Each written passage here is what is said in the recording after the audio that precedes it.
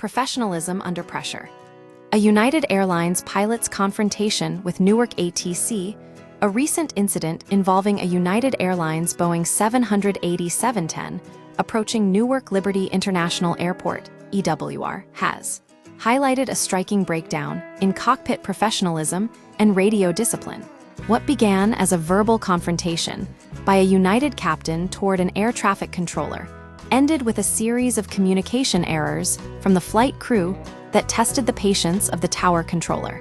The confrontation on approach on April 22, 2026. A United flight arriving from Brussels was on its final approach to Newark. As the aircraft passed Teterboro Airport, the captain became visibly impatient with the Newark approach controller regarding the timing of intercept instructions. The interaction, captured on ATC audio, revealed a sharp escalation in tone from the cockpit. The tension.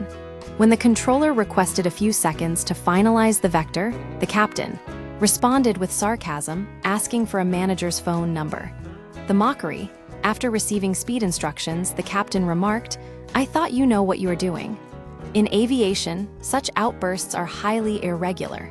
Air traffic controllers manage complex, high-density airspace where timing is critical. In this instance, the controller was likely managing separation between the United jet and an aircraft departing Teterboro directly below them. The irony of the readback failure, the situation took an ironic turn once the aircraft landed. In standard operating procedures, the pilot not flying the aircraft typically handles radio communications. While the captain had spent the approach criticizing the controller's competence, the transition to the tower frequency revealed significant struggles within the cockpit.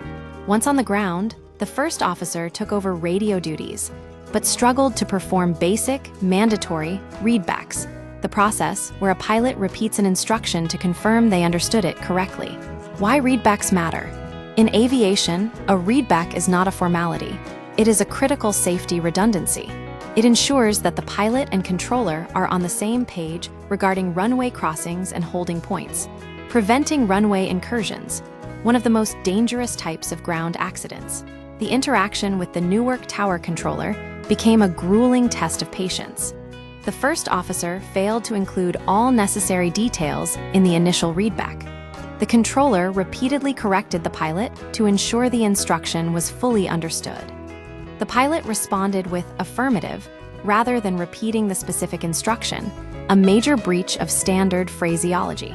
It ultimately took 9 transmissions to successfully clear the aircraft through the taxi instructions.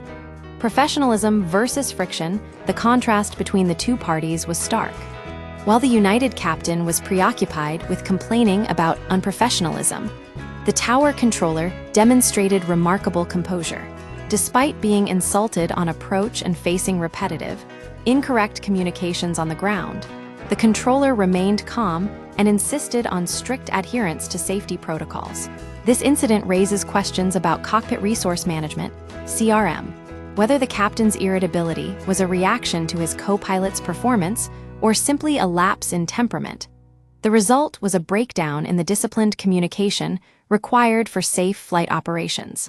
Conclusion: the incident serves as a reminder that effective aviation safety relies on precise, disciplined communication from both sides of the radio.